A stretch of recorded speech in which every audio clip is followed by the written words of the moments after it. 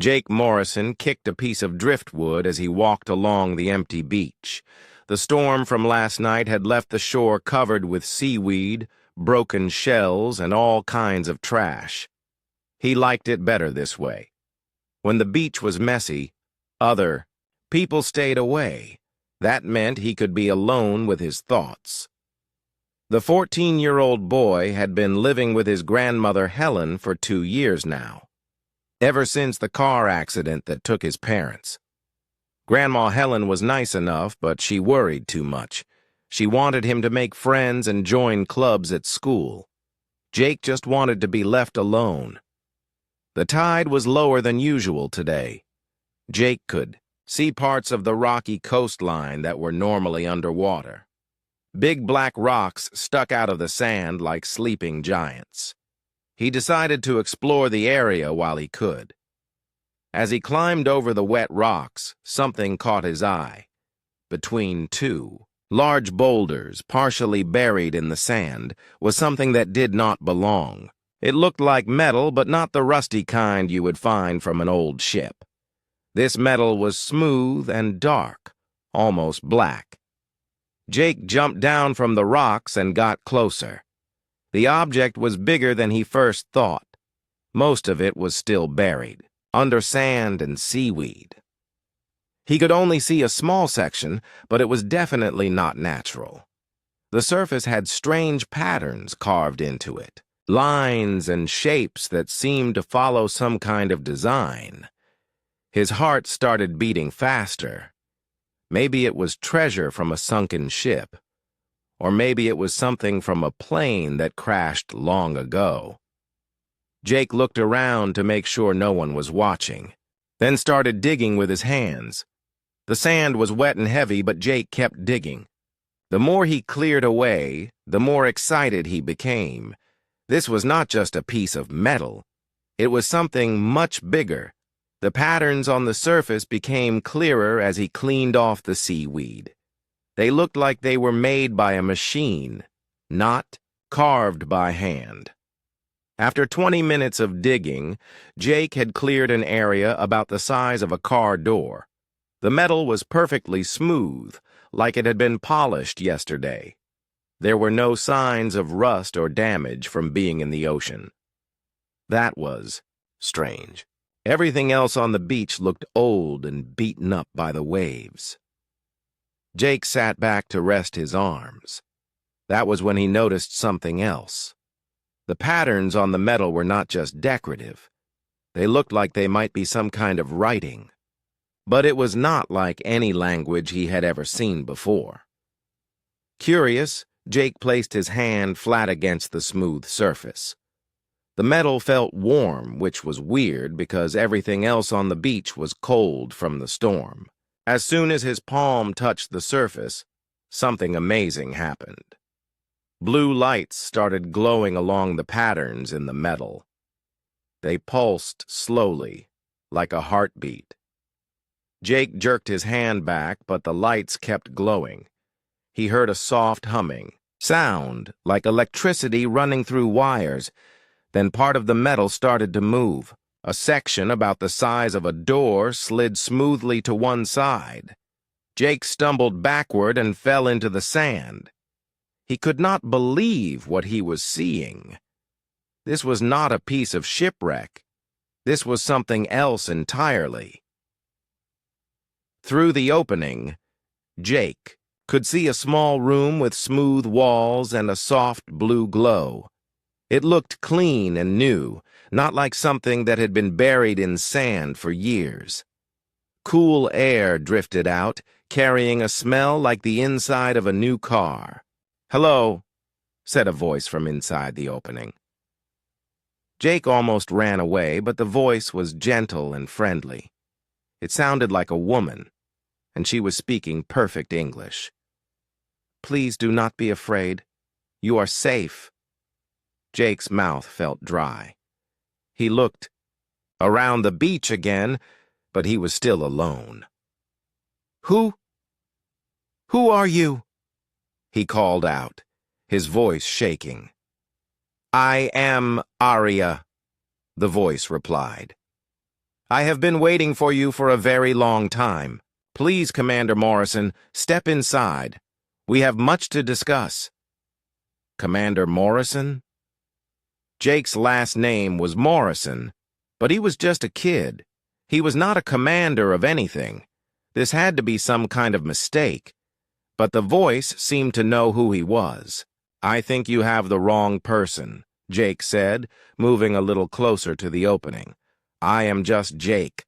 I am 14 years old. You are exactly who I have been waiting for, Arya said. Your biological signature matches perfectly. You are Commander. Morrison, even if you do not remember yet, please come inside. I will explain everything. Jake knew he should run home and tell his grandmother. This was definitely something adults should handle. But he was too curious to leave, and there was something about the voice that made him feel safe. Arya sounded kind, not dangerous. Taking a deep breath, Jake stepped through the opening.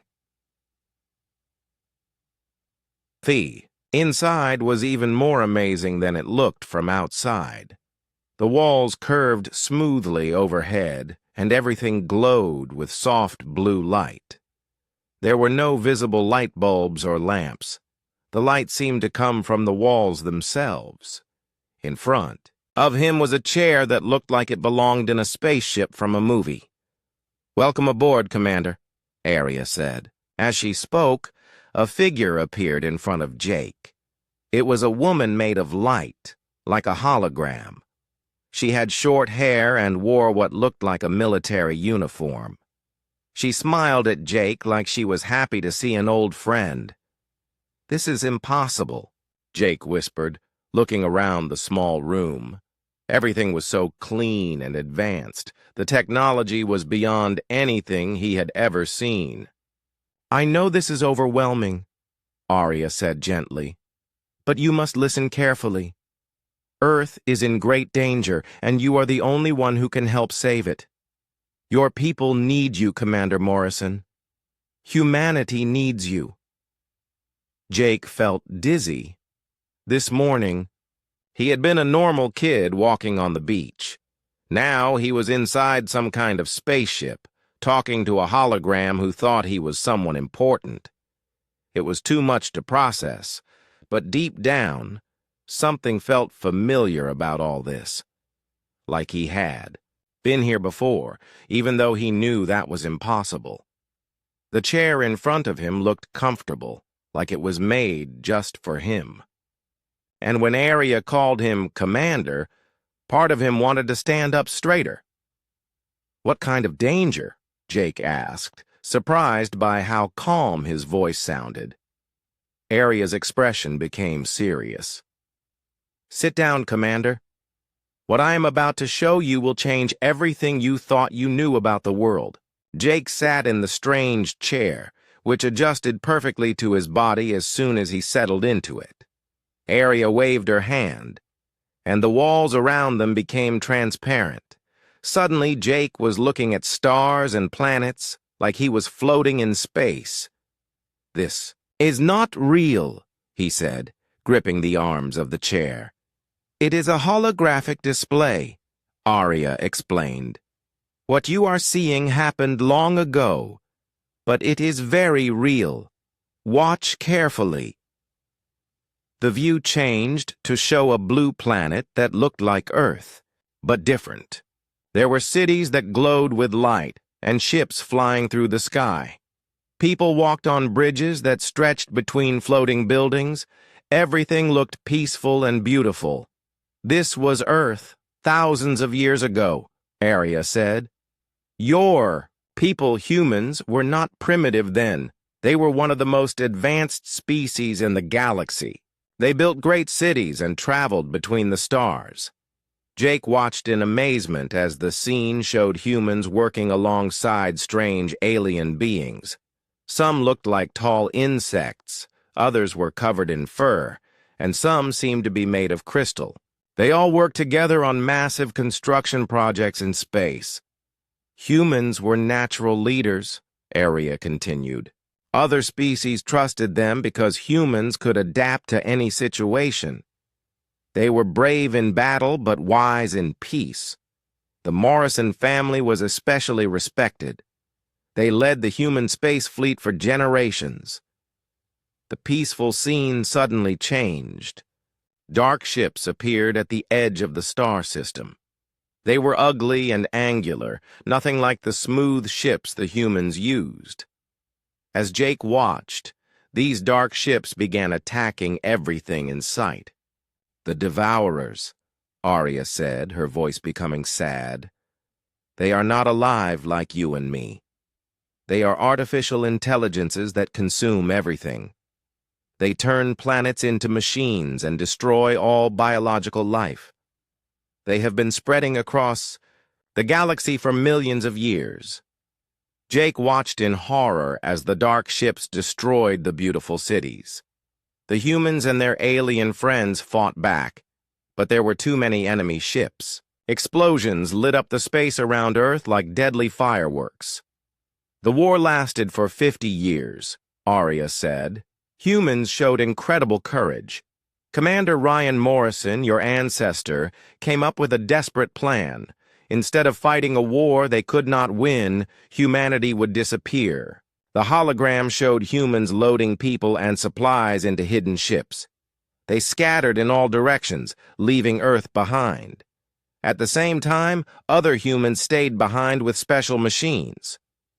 They reset Earth," Arya explained. "They used technology to make human civilization disappear. Cities were buried. Technology was hidden, and the remaining humans were made to forget their advanced knowledge. Earth became a primitive world again. The Devourers found nothing here and moved on, thinking humans were extinct." The display faded, and Jake found himself back in the small ship buried in the sand. His head was spinning with everything he had seen. "That is crazy," he said. "If that really happened, why do I not know about it? Why does no one know about it?" "Because it was necessary for survival," Arya said patiently. "But the plan always included a way to bring humanity back when the time was right. Certain family lines carried special genetic markers. The Morrison family was one of them. These markers would activate when humanity faced the Devourers again."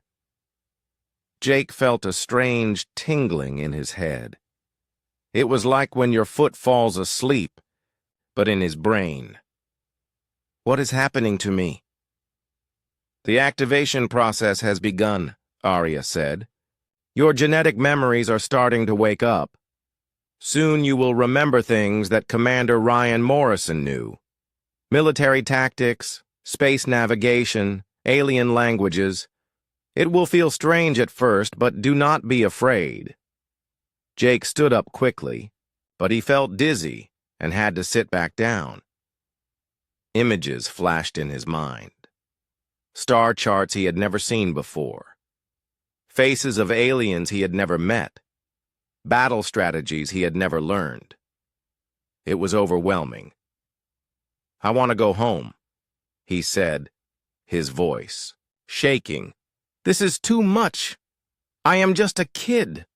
"I understand," Arya said kindly. "This is a lot to accept. But listen to me carefully, Jake.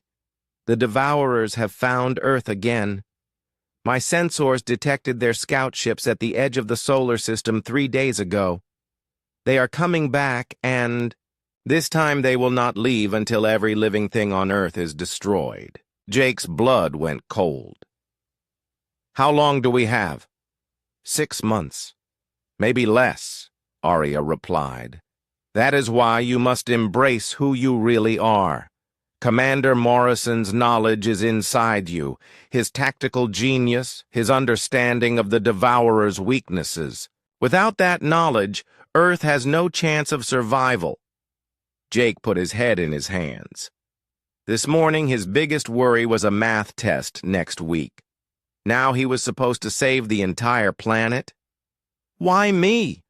Why not an adult? Someone who actually knows about military stuff? Because adults think in predictable patterns, Arya explained. The Devourers can calculate what experienced military leaders will do. But you are young. Your mind is flexible. You can think in ways that will surprise them. That is humanity's greatest weapon against artificial intelligence. Jake felt the tingling in his head getting stronger. Suddenly, he knew things he had not known before. He could picture the layout of a spaceship he had never seen. He understood how to read star maps. He knew the weak points in Devourer technology. "This is really happening," he whispered. "Yes," Arya said, "and we must begin immediately. But first you need to go home. Your grandmother will be worried if you are gone too long. Tomorrow, bring supplies, food, water, anything you might need for a long day. We have much work to do." Jake stood up, and this time he felt steady.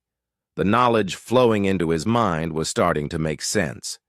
He could feel Commander Morrison's memories mixing with his own thoughts. It was strange, but not scary anymore. "Arya," he said, "are there others? Other humans with these genetic markers?" "Yes," she replied. "But they are scattered around the world.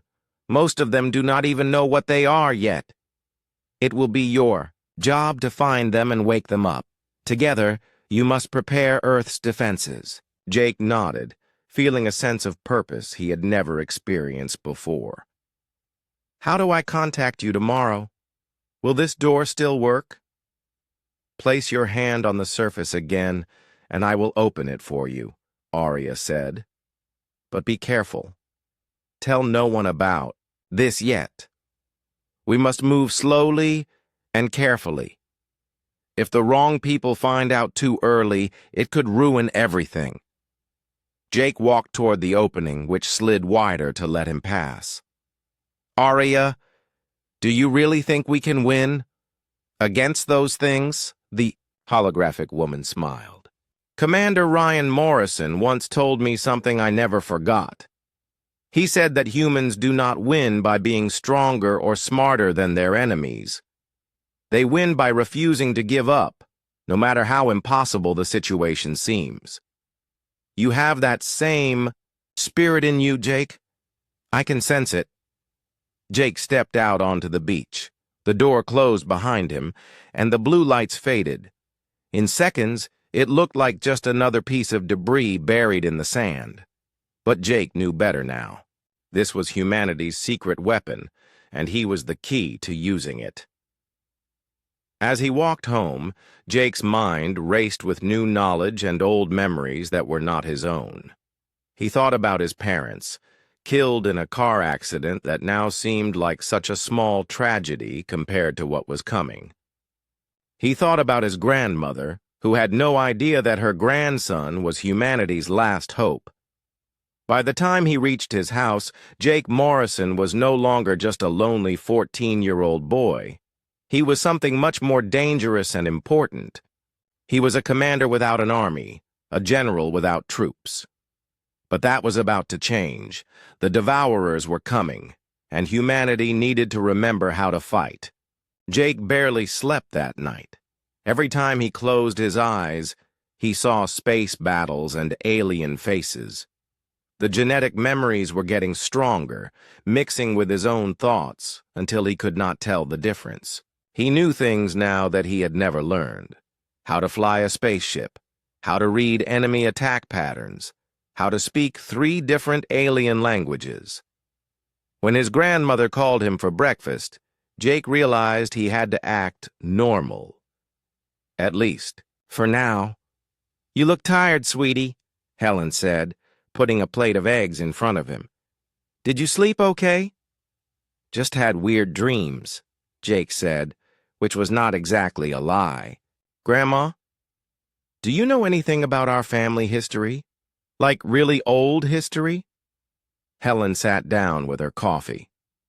"Well, your great-great-grandfather was in the Navy, and I think there were some Morrisons who fought in the Civil War. Why do you ask?" Jake shrugged. Just curious.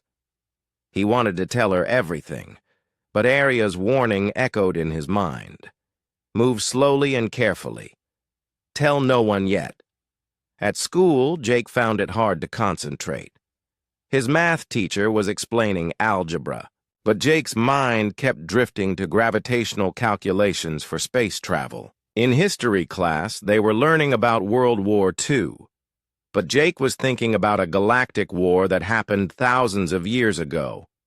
During lunch, his friend Casey Williams sat down next to him. Casey was 15, a grade ahead of Jake, and one of the few people who actually talked to him at school. He was obsessed with computers and science fiction. "You okay, man?" Casey asked, biting into his sandwich. "You look like you have not slept in a week." Jake stared at Casey for a moment. He needed help, and Casey was smart. Really smart. He also loved Sci-Fi Stories, so maybe he would believe something impossible. Jake made a decision. "Casey, if I told you something totally crazy, would you promise to listen with an open mind?" Casey raised an eyebrow. "How crazy are we talking? Like, I saw a UFO crazy, or I think the cafeteria food is trying to kill us crazy." "More like the first one," Jake said quietly. "But worse." After school, Jake convinced Casey to walk home with him along the beach. He had packed a backpack with water bottles, sandwiches, and a flashlight. His hands were shaking as they approached the spot where the ship was hidden. "Okay, this is getting weird," Casey said. "Why are we stopping at this random pile of rocks?" Jake took a deep breath. "What I am about to show you is going to sound impossible, but I need you to trust me, okay?" He walked over to the buried ship and placed his hand on the metal surface. Just like before, blue lights began to glow, and the door slid open. Casey stumbled backward, his face going pale. "What the hell is that?" Casey whispered. "Hello, Jake." Aria's voice came from inside the ship. "I see you have brought a friend. Is he trustworthy?" Casey's eyes went wide. "Did that thing just talk?" "She," Jake corrected. "Casey, meet Aria. Aria, this is Casey Williams. He is my best friend, and he is really good with technology. I think we can trust him." Aria's holographic form appeared at the entrance. Casey sat down hard on the sand, staring at her in shock. "Welcome, Casey Williams," Aria said. "I am sorry if this is frightening, but Earth needs all the help it can get." It took an hour to explain everything to Casey. Aria showed him the same historical records she had shown Jake. Casey asked 100 questions, most of which Aria answered patiently. Finally, Casey sat back in the sand and rubbed his face. "This is insane," he said. "But the technology is real. I can see it. And that hologram is way beyond anything humans can do right now." He looked at Jake with new respect. "So you are some kind of reincarnated space commander?" "I guess," Jake said. "It feels weird to say it out loud." "What do you need me to do?" Casey asked. Aria smiled. "I was hoping you would ask that. We need to contact other humans with genetic markers. But first, we need adult allies, people who can help us without asking too many questions." Jake had been thinking about this. "There is a teacher at our school, Mr. Ben Carter. He used to be in the Army, and he is always talking about tactics and strategy. He might understand." "Military experience would be valuable," Aria agreed. "But approaching adults is dangerous. They might not believe you, or they might try to take control." "Mr. Carter is cool," Casey said. "He treats us like we are smart, not like little kids, and he always says that good ideas can come from anywhere." Next day, Jake and Casey stayed after school to talk to Mr. Carter. Ben Carter was in his 40s with gray hair and serious eyes. He had served 3 tours in Afghanistan before becoming a teacher. He was grading papers when they knocked on his classroom door. "Hey guys, what is up?" he said, looking up from his desk. Jake and Casey exchanged glances. They had practiced this conversation, but it still felt impossible. "Mr. Carter," Jake began, "we need to tell you something important, but you have to promise to hear us out before you decide we are crazy." Mr. Carter leaned back in his chair. "That is quite an opening. Are you two in some kind of trouble?" "Not exactly," Casey said. "More like the opposite. We might be the solution to a really big problem." They spent the next 20 minutes explaining everything. Mr. Carter listened without interrupting, his expression getting more serious as they talked. When they finished, he was quiet for a long time. "Boys," he finally said, "what you are describing sounds like the plot of a science fiction movie. You understand that, right?" "We know how it sounds," Jake said. "But we can prove it. Will you come with us? Just to look?" Mr. Carter studied their faces. "You are both serious about this. You really believe what you are telling me?" "We do," Casey said. "Because it is true." An hour later, the 3 of them stood on the beach as Aria's ship revealed itself once again. Mr. Carter's military training kept him calm, but Jake could see the shock in his eyes as he listened to Aria's explanation. "This changes everything," Mr. Carter said quietly after Aria finished her presentation. "If this is real, and I am having trouble believing it is not, then we are looking at a threat beyond anything humanity has ever faced." "Will you help us?" Jake asked. Mr. Carter looked at him seriously. "Jake, what you are asking for is not small. You want me to help a 14-year-old boy prepare for an alien invasion. Do you understand how that sounds?" "I understand," Jake said. "But age does not matter. The knowledge in my head is real. The threat is real, and we are running out of time." Mr. Carter was quiet for a moment. Then he straightened his shoulders like he was making a decision. "Okay, I am in. What do we do first?" Aria looked pleased. "First we begin training. Jake needs to learn how to use his inherited knowledge effectively. Casey needs to understand our communication systems. And Mr. Carter, we need your help identifying other potential allies."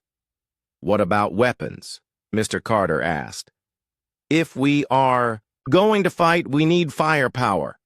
"Patience," Aria said. "There are weapons hidden around the world, but we cannot access them until more humans are awakened. For now, we focus on building our team." Over the next week, they developed a routine. Every day after school, Jake, Casey, and Mr. Carter would meet at the ship. Aria trained Jake in combat simulations, teaching him how to command space battles and outthink enemy artificial intelligence. Casey learned to operate alien communication systems. Mr. Carter studied military history files that Aria had saved from the original war. Jake's abilities grew stronger each day. He could now speak 4 alien languages fluently.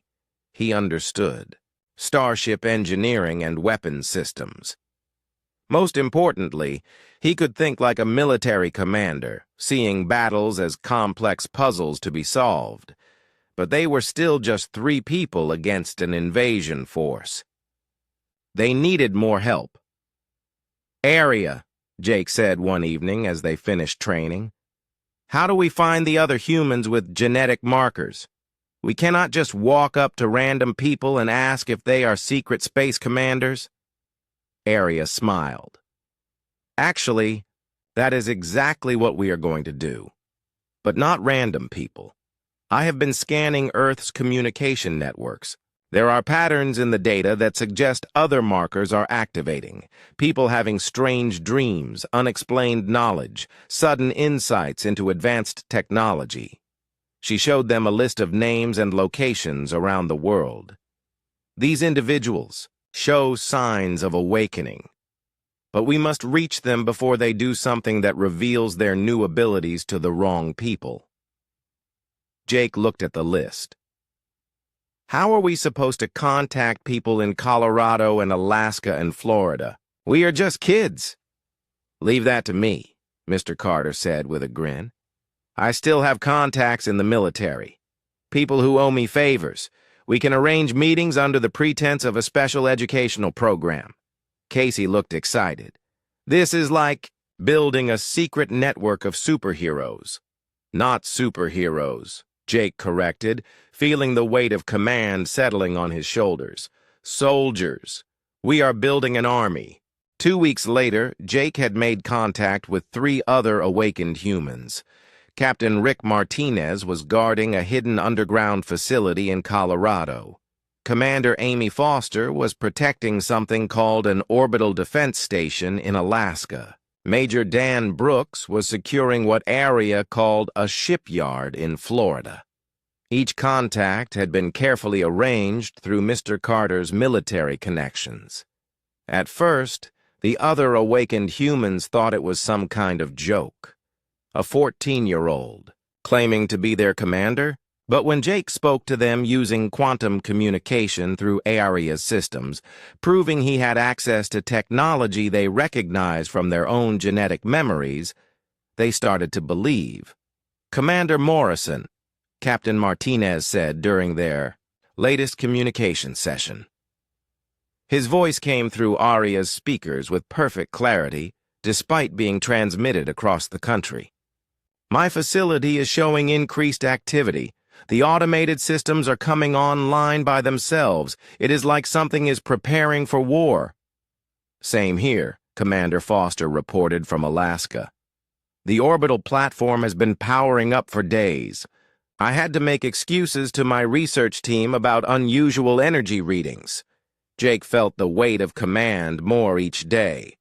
These were experienced military people, and they were looking to him for orders. It still felt strange, but the knowledge in his head was getting clearer. He understood strategy and tactics in ways that surprised even himself. How much time do we have, Area? Jake asked. Long-range sensors show the Devourer advance fleet has reached the outer planets, Area replied. They are moving more quickly than expected. We have perhaps 8 weeks, not the 3 months we originally calculated. Mr. Carter whistled low. That is not much time to prepare a planetary defense. It gets worse, Arya continued. I have detected a small scout ship that's separated from the main group. It is heading toward Earth now, probably to gather intelligence about our defenses. It will arrive in 72 hours. Jake felt his stomach drop. This was it. Their first real test. What do we do? If we let it scan Earth and report back, the main fleet will know we are here. But if we attack it, they will know we have defenses. We capture it, Commander Foster said over the communication link. Take the ship and crew alive, gather intelligence about their main force. That is easier said than done, Major Brooks added. These scout ships are fast and heavily armed. We would need multiple ships to have any chance. Jake closed his eyes and let Commander Morrison's tactical knowledge flow through his mind. Images of space battles filled his thoughts. Strategies that had worked against the Devourers thousands of years ago. Suddenly, he knew what to do. We do not fight them in space, Jake said, opening his eyes. We trick them into coming down to Earth, then use the planet itself as a weapon. Over the next day, Jake explained his plan to the team. It was risky and required perfect timing, but it could work. They would make Earth look helpless while secretly preparing a trap in the asteroid belt. Area, can you make our planet look primitive to their scanners? Jake asked. Yes, Area replied. I can generate false readings that show Earth has no advanced technology. But we will only have one chance. If they detect the deception, they will destroy everything. Mr. Carter had been quiet during the planning session. Finally, he spoke up. Jake, are you sure about this? We are talking about your first real military operation, against an enemy that destroyed human civilization once before. Jake felt doubt creep into his mind. Mr. Carter was right. He was just a kid who had learned about space warfare from genetic memories. What if he was wrong? What if his plan got people killed? But then, he remembered what Arya had told him about Commander Ryan Morrison. Humans did not win by being stronger or smarter. They won by refusing to give up, I am sure, Jake said, his voice steady. This is what we trained for. The scout ship appeared exactly when Arya predicted it would. It was small and dark, almost invisible against the blackness of space. Jake watched it approach on Arya's displays, his heart pounding. It is scanning the planet now, Arya reported. I am feeding it false information that shows Earth as a primitive world with no space technology. Good, Jake said. Phase 2. The next part of the plan required Casey's skills. Over the past weeks, he had learned to use Arya's communication systems to send fake signals. Now he broadcast a distress call that would make Earth look like it was in trouble. Emergency transmission, Casey said into the communicator, trying to sound panicked. This is Earth Space Station Alpha. We are experiencing critical system failures. All defense platforms are offline. Repeat, all defenses are down. They waited. Long-range sensors showed the scout ship changing course, moving closer to Earth to investigate the apparent weakness. They are taking the bait, Commander Foster reported from Alaska. The scout is entering the inner solar system. All units, begin Phase 3, Jake ordered. This was the dangerous part. Hidden human ships throughout the solar system powered up for the first time in thousands of years. Captain Martinez launched from his underground facility in Colorado. Commander Foster activated a cloaked ship from her Alaskan base. Major Brooks emerged from the Florida shipyard in a vessel that looked like an asteroid but was actually a powerful warship. Jake and his team launched from their beach in Arya's ship, which was much larger than it appeared from outside. The small section Jake had found was just the tip of a massive vessel that had been buried in the seafloor. Scout ship is approaching Earth orbit, Arya announced. It appears to be confused by our distress signals. They are scanning for the space station that sent the message. Now, Jake commanded. All 4 human ships dropped their disguises at the same time. Suddenly, the space around Earth was filled with vessels that had not been there seconds before. The scout ship found itself surrounded. But the devourers were not helpless. The scout ship immediately began evasive maneuvers, trying to escape back to deep space to warn the main fleet. It was fast, much faster than Jake had expected. "It is getting away!" Major Brooks shouted over the communication link. Jake felt panic rising in his chest, but then Commander Morrison's knowledge kicked in. He could see the battle like a chess game, predicting where each piece would move. "Foster, cut off its escape route toward Jupiter," Jake ordered. "Martinez, force it toward the asteroid belt. Brooks, stay with me. We are going to herd it into the trap." The space chase lasted 20 minutes. The scout ship was faster than the human vessels, but Jake's team worked together perfectly. Every time the enemy tried to escape in one direction, a human ship would appear to block its path. Finally, the scout ship was forced into the asteroid belt where Jake wanted it. Hundreds of large rocks floated in the darkness, providing perfect cover for an ambush. "Now, Arya," Jake said quietly, Hidden among the asteroids were automated human weapons platforms that had been waiting in sleep mode for thousands of years. Area activated them all at once. Suddenly, the scout ship was trapped in a cage of energy beams and missile batteries. "This is Commander Morrison," Jake broadcast to the scout ship. "You are surrounded. Power down your weapons and prepare to be boarded." For a moment, nothing happened.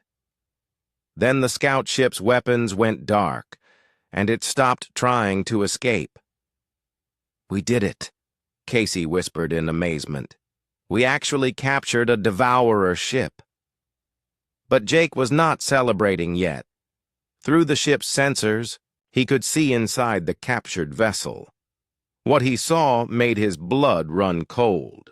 The scout ship was not crewed by living beings. It was controlled entirely by artificial intelligence. Worse, it was broadcasting a signal back toward the main devourer fleet. Even captured, it was still sending information about Earth's defenses. "Area, cut that signal now!" Jake shouted. "I cannot," Area replied, her voice tense. "The signal is quantum encrypted. I would need direct access to their computer systems." Jake realized they had been outmaneuvered. The Devourers had expected to lose their scout ship. They had programmed it to gather intelligence even if it was captured. Now the main fleet knew that Earth had hidden defenses and advanced technology. "How long before the main fleet gets the signal?" Mr. Carter asked. "At quantum communication speeds, they already have it," Arya said sadly. "I am detecting course changes in the advance fleet. They are no longer coming to investigate a primitive world. They are coming to destroy a threat." Jake stared at the displays showing the approaching enemy ships. Instead of gaining them time, the mission had made things worse. The Devourers were now rushing toward Earth with their full military might. "How long do we have?" Jake asked. 3 weeks, Arya replied. "Maybe less." The communication channel was quiet as everyone processed this news. 3 weeks to prepare for an invasion that had destroyed human civilization once before. 3 weeks to save Earth. Jake took a deep breath and straightened his shoulders. "All commanders, return to your bases immediately. Begin activating every hidden facility and weapon platform on the planet. Contact every person on the awakened list, whether they are ready or not. We are out of time for careful preparation." "What about world governments?" Commander Foster asked. "Do we tell them what is coming?" Jake thought about this carefully. Panic could be as dangerous as the invasion itself. But people deserved to know the truth. "Mr. Carter, you have contacts in the military. Begin reaching out to people you trust. Start with small groups. W. The next 3 weeks were the most intense of Jake's life. World leaders had been contacted through carefully chosen military channels. At first, most thought it was an elaborate hoax. But when hidden human facilities around the globe began revealing themselves, showing technology decades ahead of anything Earth currently possessed, the truth became impossible to deny. Jake found himself in the strangest position imaginable. He was 14 years old, sitting in a secret meeting room beneath the Pentagon, briefing generals and world leaders about an alien invasion. Some of them struggled to take orders from someone who should have been worried about homework, not galactic warfare. "Commander Morrison," General Patricia Hayes said during one particularly tense meeting, "you are asking us to mobilize every military force on Earth based on the word of a teenager and a computer program." Jake felt his temper flare, but Commander Morrison's memories taught him patience. "General Hayes, with respect, age does not matter when humanity faces extinction. The knowledge in my head comes from a military commander who fought the Devourers for 50 years. Would you prefer to trust that experience Or would you rather wait until enemy ships start destroying our cities? President Williams, who had flown in specially for this meeting, leaned forward. What exactly are we facing, Commander? How many ships? What kind of weapons? Jake gestured to Casey, who activated a holographic display showing the intelligence they had gathered from the captured scout ship. The advance fleet consists of 12 capital ships, each capable of destroying a continent. They have support vessels, fighter craft, and orbital bombardment platforms. Their total force numbers over 300 ships. The room was silent, as world leaders absorbed this information. Finally, General Hayes spoke again. What do we have to fight them with? More than they expect, Jake replied. Area, show them our assets. The holographic display changed to show a map of Earth with glowing points scattered across every continent. There are 47 hidden human facilities worldwide, Arya explained. Weapons platforms, ship construction yards, research stations, and defense networks. All of them have been in sleep mode for thousands of years, but they are now fully operational. How many ships can we field? President Williams asked. 63 combat vessels of various sizes, Jake answered, plus orbital defense platforms and ground-based weapons. It is not enough to match them ship for ship, but we have advantages they do not expect. Over the past weeks, Jake had been studying devourer tactics and psychology. The enemy relied on overwhelming force and predictable battle patterns. They expected their opponents to fight defensively, trying to protect specific targets. But humans could be more creative. We are not going to fight them in space, Jake announced. We are going to bring the battle to Earth's surface, where our advantages are strongest. General Hayes looked confused. You want to let them invade? That makes no sense. It makes perfect sense, Jake replied, his confidence growing. The Devourers have never fought humans on a planetary surface. They do not understand how we adapt to local conditions. Earth's atmosphere, gravity, magnetic field, and weather patterns will all work in our favor. The plan Jake outlined was unlike anything in conventional military doctrine. Instead of meeting the enemy in open space battle, human forces would appear to retreat. The Devourers would follow them into Earth's atmosphere, where hidden weapons and environmental factors would even the odds. You are talking about using the entire planet as a battlefield, President Williams said slowly. Yes, Jake confirmed. And we are going to win. The enemy fleet arrived exactly when Arya predicted. Jake watched from the command center that had been hastily constructed in the hidden facility beneath his grandmother's house.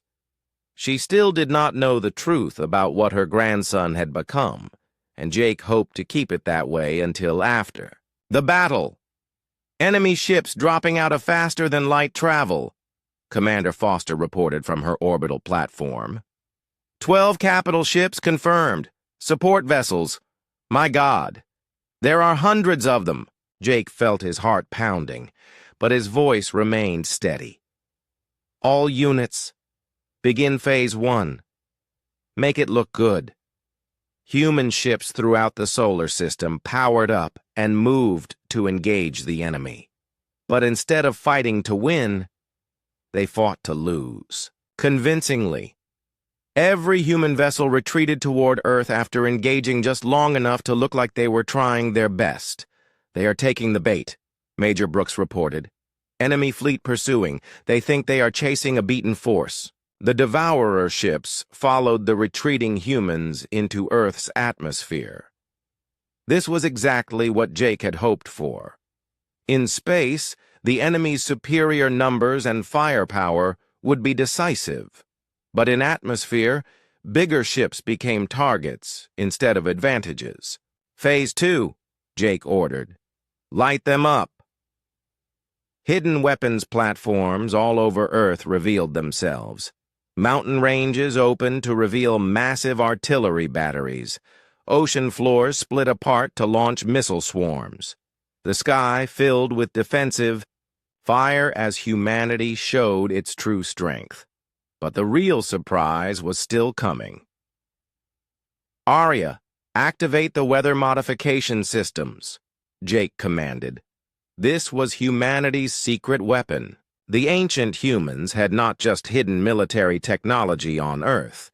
They had built systems to control the planet's weather and magnetic field. Jake planned to use Earth itself as a weapon. Storm clouds gathered with impossible speed. Lightning began striking devourer ships with uncanny accuracy. Hurricanes formed out of nowhere, tearing apart enemy fighter craft. The very air became humanity's ally. "Impossible," came a transmission from one of the devourer capital ships. It was the first time Jake had heard the enemy speak. Their voice sounded like metal grinding against metal. "Weather patterns cannot be controlled with such precision." "Welcome to Earth," Jake replied over an open channel. "You wanted to see what humans can do when we stop hiding. This is just the beginning." The battle raged for 6 hours. Human forces used hit-and-run tactics, appearing from behind clouds or underwater to strike enemy ships, then disappearing before the devourers could respond. The enemy's superior technology meant little when they could not predict where the next attack would come from. But Jake knew they could not win through conventional tactics alone. The devourers were adapting to Earth's conditions faster than expected. Soon they would overcome the weather advantages and start winning through sheer numbers. "Casey, are you ready with the computer virus?" Jake asked. Casey nodded nervously. "It is ready, but I can only deploy it if we get close to one of their capital ships. Really close." This was the most dangerous part of Jake's plan. Using intelligence. From the captured scout ship, Casey had developed a computer virus that could spread through the devourer network, but someone had to deliver it by hand. "Arya, take us in," Jake ordered. Their ship dove toward the largest devourer capital ship, dodging enemy fire and using the storm clouds for cover. Jake felt like he was in a video game, except the consequences were real. If they failed, Earth would be destroyed. 50 meters from target," Arya announced. "I am detecting heavy defensive fire." "Hold steady," Jake said, trying to keep his voice calm. "Casey, you have one shot at this." Casey activated his portable computer and began the upload process. It would take 30 seconds to transfer the virus into the devourer ship's systems. 30 seconds, while they sat practically motionless, making themselves a perfect target. Enemy weapons fired at them from every direction. Arya's shields held, but Jake could see the energy levels dropping rapidly. 20 seconds, Casey announced. More weapons fire. A direct hit that made the whole ship shake. 10 seconds. Jake watched the shield indicators turn red. They were almost out of power. "Upload complete," Casey shouted. "Arya, get us out of here," Jake ordered. They escaped just as the Devourer capital ship systems began to malfunction. The virus spread like wildfire through their network, causing ships to lose power and weapons to misfire. In minutes, the entire enemy fleet was crippled. "All units, this is our chance," Jake broadcast to human forces. "Attack now, while their systems are down." The final phase of the battle was decisive. With their technology failing, the Devourer ships became sitting targets. Human forces swarmed them from every direction, using Earth's gravity and atmosphere to their advantage. Ships that had seemed invincible in space crashed helplessly into oceans and mountains. When the last enemy vessel was destroyed, a cheer went up from human forces around the globe. They had done the impossible. They had defeated an enemy that had destroyed human civilization once before. Jake slumped in his command chair, exhausted. The weight of command that had felt so heavy just hours before now felt like a badge of honor. He had led humanity to victory against impossible odds. "Commander Morrison," President Williams's voice came over the communication system. "On behalf of every human being on Earth, thank you." But Jake was not thinking about praise or celebration. He was thinking about what came next. The victory at Earth would send a message across the galaxy. Hidden human populations on other worlds would know that their time of hiding was over. "Area," Jake said quietly, "are you detecting any response to our victory?" Area smiled, her holographic form looking proud. "Yes, Commander. I am receiving quantum communications from 17 different star systems. Human colonies that have been hidden for